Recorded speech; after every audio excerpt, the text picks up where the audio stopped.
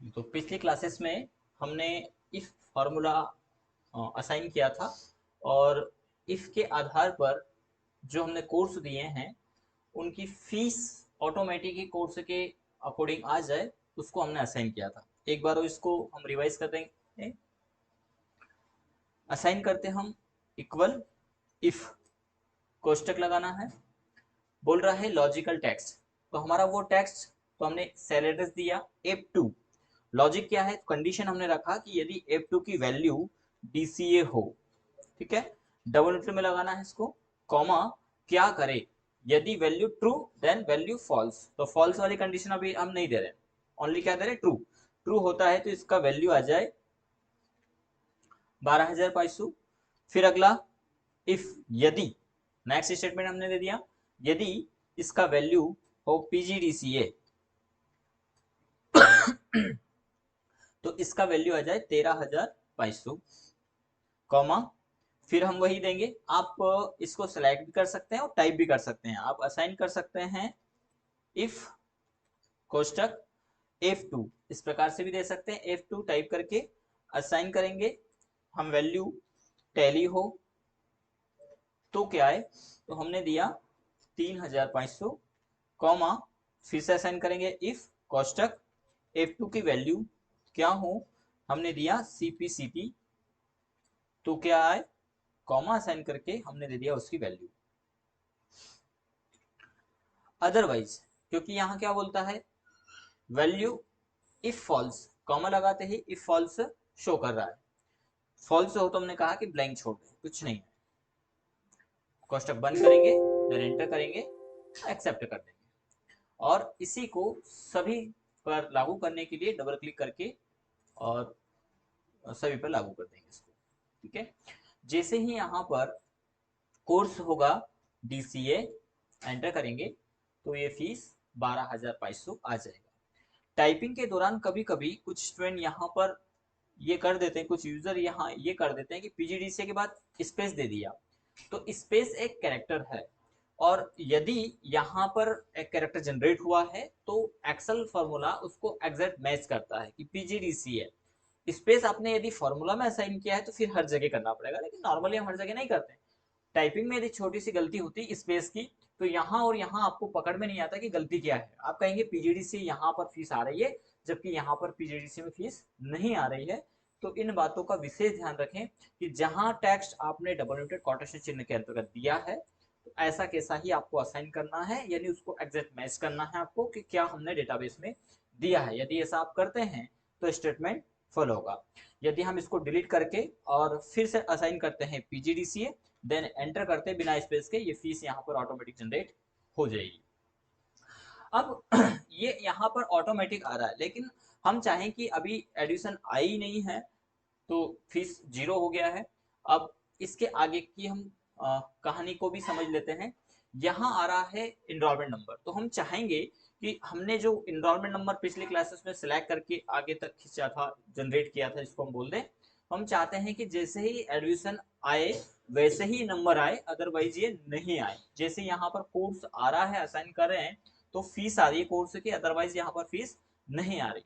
तो ऐसा ही मामला हम इनरोलमेंट में सेट करना चाहेंगे। उससे हमें ये पता होगा कि आज की डेट में एडमिशन हुए कितने हैं, क्योंकि उसका सीरियल नंबर यहाँ पर जनरेट होगा। यदि ये नंबर पहले से अवेलेबल है तो ये यहाँ पर हमारी क्वांटिटी या जो मात्रा है, संख्या बोलेंगे हम, वो यहाँ पर नहीं शो रहा। नंबर ऑफ स्टूडेंट यहाँ पर हमारे पास रिकॉर्ड में नहीं आ रहे कि कितने एडमिशन हुए हैं। हमने जितना सीरीज जनरेट कर दिया वो तो ब्लैंक का है, तो हम चाहेंगे कि नेम दें, देन सीरियल नंबर जनरेट हो जाए। तो यहाँ पर इसके लिए भी हम इफ का फॉर्मूला असाइन करेंगे। क्या करते हैं, इक्वल इफ, कोष्टक असाइन करेंगे और नाम हमारा स्टूडेंट का इस सेल में है यानी सी में है, तो हमने दिया C2 इक्वल क्या हो, यदि ये ब्लैंक हो। इसको हम उल्टा फॉर्मूला, यानी यहाँ पर वैल्यू नहीं दे रहे, जबकि यहाँ पर हमने वैल्यू दिया था कि यदि इसकी वैल्यू हो तो ऐसा करे। तो हमने कहा कि यदि ये ब्लैंक हो तो क्या करे, तो बोले कि ये ब्लैंक ही आए। यदि ब्लैंक है यानी कोई वैल्यू नहीं है तो ये भी ब्लैंक ही आए, तो ये भी ब्लैंक आएगा। एंटर। ये देख पा रहे हैं कि यहाँ पर ये नाम ब्लैंक है, तो ये ब्लैंक आ रहा है। लेकिन जब यहाँ पर कोई भी डेटा लिखा हो, यानी सेकंड कंडीशन यदि वो ब्लैंक वाली स्थिति ट्रू नहीं हो रही है, तब क्या है, तो यहाँ देखिए फॉल्स बता दिया, तो हम कहेंगे फॉल्स नहीं आए, यहाँ पर एक नंबर आ जाए। क्या नंबर आए, तो कॉमा असाइन करके हमने असाइन कर दिया 1, तो यहाँ पर 1 आ रहा है। लेकिन नेक्स्ट में क्या 2, तो यदि हम इस फॉर्मूले को असाइन करते हैं, यानी डबल क्लिक करते हैं, तो यहाँ पर ब्लैंक आ गया। लेकिन जैसे ही यहाँ पर कोई नाम हमने टाइप किया, फॉर एग्जाम्पल अजय हमने टाइप किया, तो यहाँ पर भी 1 आ रहा है।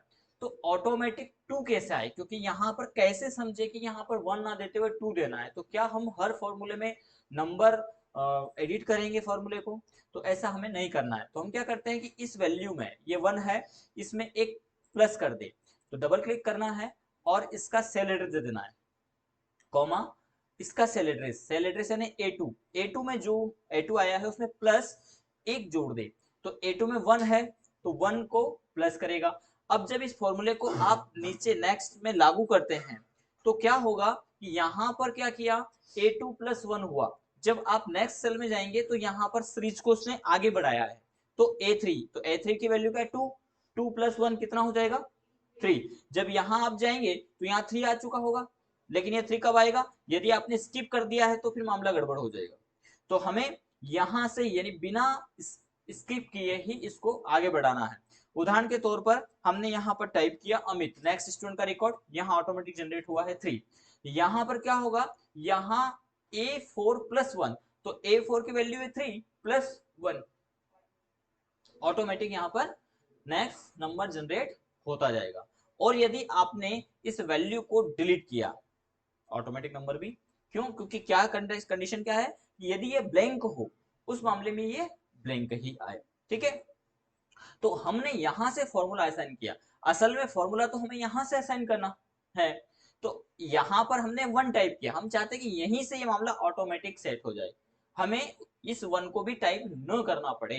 तो उसके लिए एक फॉर्मूला एक्सेल में, उसको आप नोट करें, इक्वल रो का फॉर्मूला। ये रो और कॉलम का फॉर्मूला क्या करता है कि इस रो का नंबर क्या है, यदि हम इस रो को देखें तो 1 2 3 4 नंबर का ये रो है, तो ये 4 नंबर जनरेट करेगा।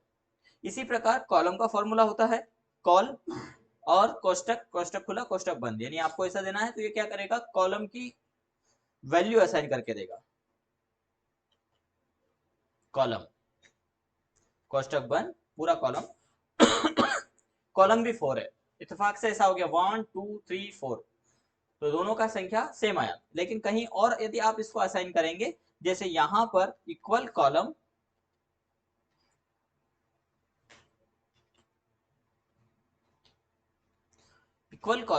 कोष्टक बंद, देन एंटर किया, ये 3 जनरेट होगा।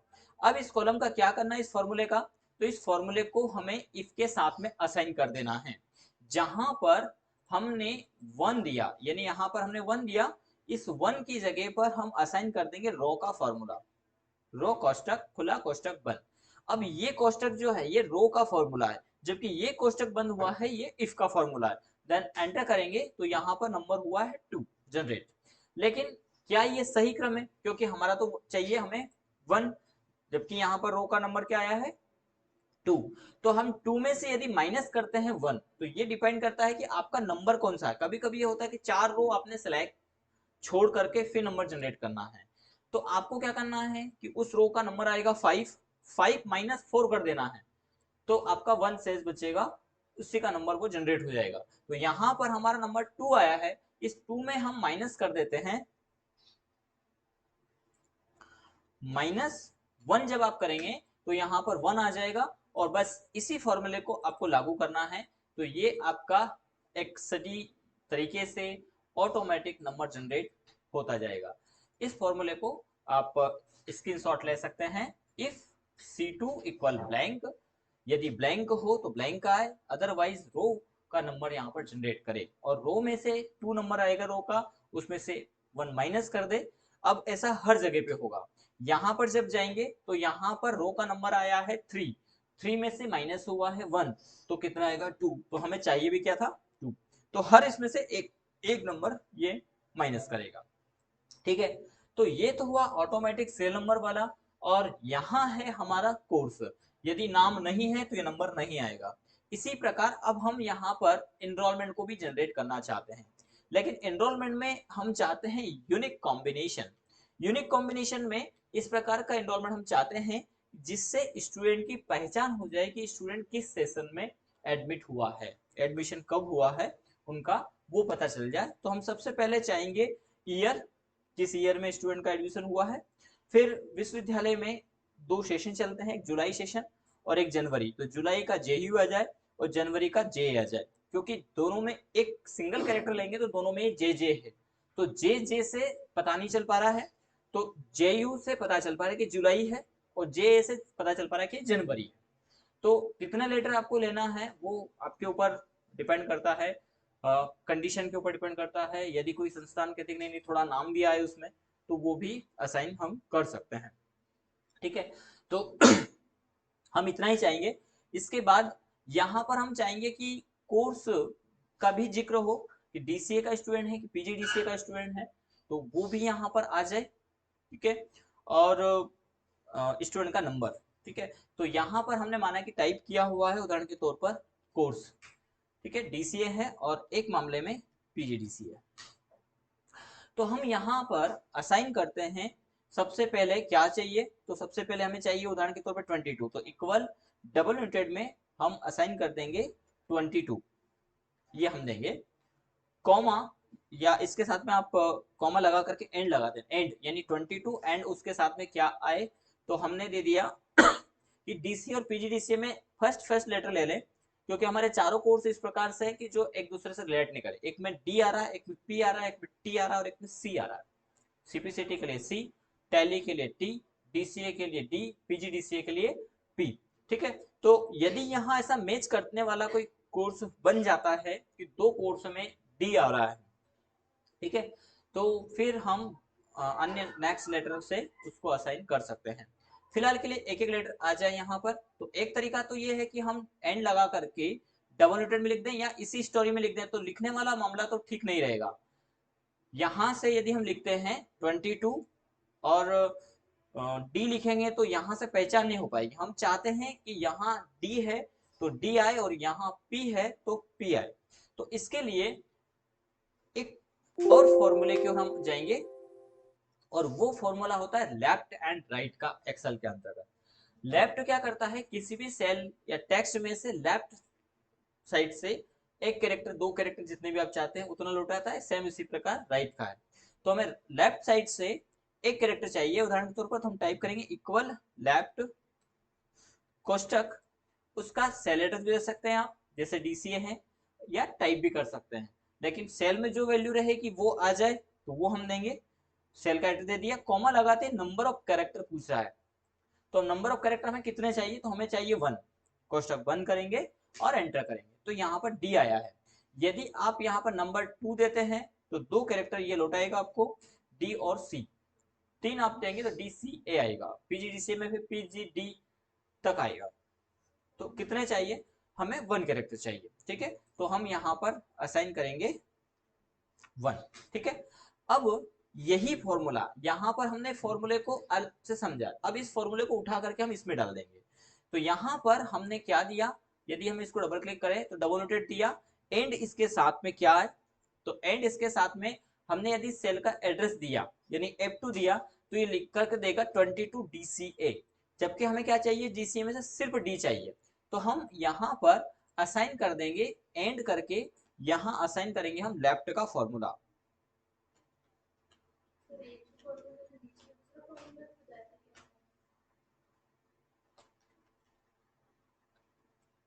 लेफ्ट कॉमा लगा के हमने असाइन किया लेफ्ट टेक्स्ट, टेक्स्ट एड्रेस है हमारा F2, कॉमा कितना चाहिए 1 कैरेक्टर, कोष्टक बंद करेंगे देन एंटर, तो यहाँ 22 D आ गया है। इसके साथ ही साथ हम इस सीरीज को आगे बढ़ा देते हैं।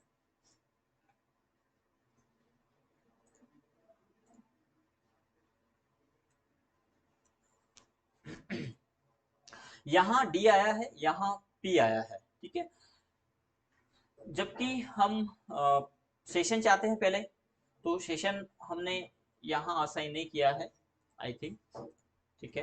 तो हम एक कॉलम यहाँ इंसर्ट कर लेंगे, सबसे पहले ही कर लेते हैं, यानी नेम के जस्ट यहीं पर। तो कभी भी आपको कहीं पे भी रो और कॉलम की आवश्यकता है, राइट क्लिक करिए, इंसर्ट ऑप्शन मिलेगा, इसमें आप कॉलम की आवश्यकता है, इंसर्ट कॉलम करिए, ये आ जाएगा एक कॉलम हमारा। और यहाँ पर हम असाइन करेंगे जुलाई सेशन, और यहाँ पर असाइन करेंगे जनवरी सेशन। तो 22 के बाद हम JU चाहते हैं और JA चाहते हैं, तो डबल क्लिक करेंगे, जहां हमने एंड सिंबल लगाया यहीं पर पहले हम इसी का एड्रेस दे देते हैं। J2 की जगह हम असाइन कर देते हैं C2, लेकिन इसमें हमें 2 कैरेक्टर चाहिए, तो हम कॉमा लगा करके देंगे 2, तो यहाँ 22 JU आ गया है।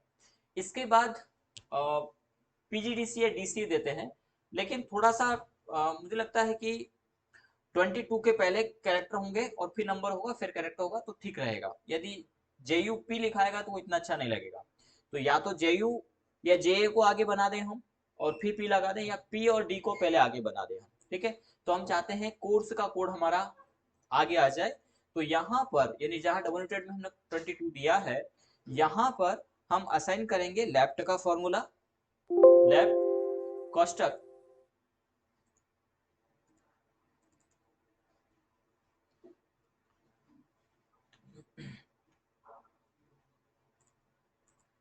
लेफ्ट के बाद लगाना है कोष्टक, और देना है टेक्स्ट एड्रेस G2 कितने कैरेक्टर 1 कोष्टक 1, कॉमा असाइन करना है, फिर डबल नोटेड में हमने 22 देना है, एंड लेफ्ट का फॉर्मूला।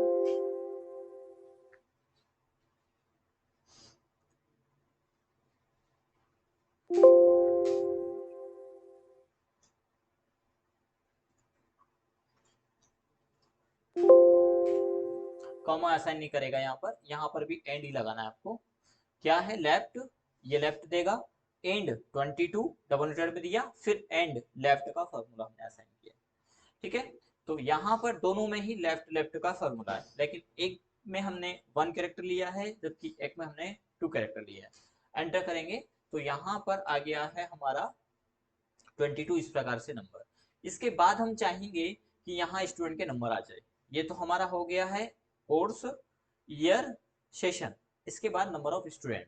तो यहीं पर हम इसको आगे बढ़ा देंगे, एंड करके, एंड लगा करके आपको दे देना है सेल का एड्रेस, और ये नंबर ऑटोमेटिक नाम के अकॉर्डिंग ही जनरेट होगा, ठीक है। और फिर हमें करना है एंटर, तो ये स्टूडेंट का नंबर यहाँ पर इनरोलमेंट ऑटोमेटिक जनरेट होंगे, ठीक है, जो भी कोर्स है उसके अकॉर्डिंग। लेकिन ये भी कब जनरेट हो, तो ये भी तब जनरेट हो जब कोई नाम हमने टाइप किया है। हम ये ऑटोमेटिक पहले से जनरेट करके नहीं रखेंगे, जब हमने कोई नाम टाइप किया है। जब नाम टाइप नहीं हो तो वैसी स्थिति में ये भी ब्लैंक आए, तो यहाँ पर भी हम वही फॉर्मूला यूज करेंगे, इक्वल, यानी इसके आगे हम असाइन कर देंगे इफ, यदि क्या हो इस एड्रेस यानी डी। तो कभी ऐसा भी हो सकता है आपके साथ में भी कि फॉर्मूला फॉन्ट साइज बड़ा हो गया या फॉर्मूला बहुत बड़ा हो गया, तो सेल को सेलेक्ट नहीं करने दे रहा है, तो आप यहाँ पर टाइप कर दीजिए। आप देख पा रहे हैं कि कॉलम कौन सा है और रो कौन सा है, तो आप टाइप कर दीजिए D2, डी हमारा कॉलम है, 2 हमारा रो है। क्या हो इक्वल हम असाइन करेंगे कि यदि ये ब्लैंक हो तो क्या आए, बोले ब्लैंक आए, अदरवाइज ये फॉर्मूला हमारा लगे कौन सा, लेफ्ट का, और सारी चीजें इसमें असाइन हो, एंटर करें। और इस फॉर्मूले को हम डबल क्लिक करके और सभी पर लागू कर सकते हैं।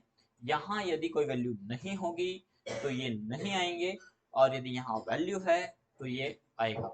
ये वैल्यू भी हम टाइपिंग के दौरान ही देंगे। जैसे ही हमने किसी एक एडिशन, किसी का भी स्टूडेंट का एडिशन लिया और कोर्स डिफाइन किया, कोर्स डिफाइन करते कोर्स फीस आ रही है, और यहाँ पर भी उनका सेशन भी हम डालेंगे। ये नेक्स्ट क्लासेस में हम देखेंगे, ऑटोमेटिक ये भी हमारा पहली वाली सीट से आएगा। तो ये हम जैसे ही डालेंगे सेशन, एक और ईयर का भी यदि हमने 22 दिया है, नेक्स्ट सेशन में क्या करेंगे कि यही एक डेटा सीट हमारा हर वर्ष के लिए काम आएगा। यदि ये 23 के लिए आता है तो ऑटोमेटिक 23 भी यहाँ पर आ जाए, तो हम एक कॉलम और ले लेंगे यहाँ पर, और उसमें हम डाल देंगे ईयर, यानी इंसर्ट करते हैं हम एक कॉलम, और यहाँ पर हम डाल देंगे ईयर, और इस ईयर में यहाँ पर हम डालेंगे 2022। अब इसमें 22 इधर है और हमें यहाँ पर 22 चाहिए, डबल क्लिक करके, और जहां हमने डबल नोटेड में 22 दिया है यहाँ पर इसको हटा करके आप असाइन कर दीजिएगा राइट का फॉर्मूला। राइट किस में है हमारा ईयर, C2 में, तो हम कोष्टक लगा करके, कोष्टक लगा हुआ है, यहाँ पे हम देंगे C2 कॉमा, कितने कैरेक्टर चाहिए राइट से, 2 कैरेक्टर चाहिए, कोष्टक बंद करेंगे, एंटर करेंगे, तो D22JU1, तो ऑटोमेटिक यहाँ पर नंबर जनरेट हो जाएगा। और जो फॉर्मूला है इसको कोई डिलीट नहीं कर पाएगा, अभी कर पाएगा, हम आगे इसको लॉक करना सीखेंगे। तो ये सब चीजें ऑटोमेटिक सेट होने वाली है, बस हमें इसको फीड करना है। जैसे डेटा फीड होगा, आपका enrolment number, serial number, course fees, ये सब हमारा जनरेट हो जाएगा। इसका स्क्रीनशॉट ले सकते हैं।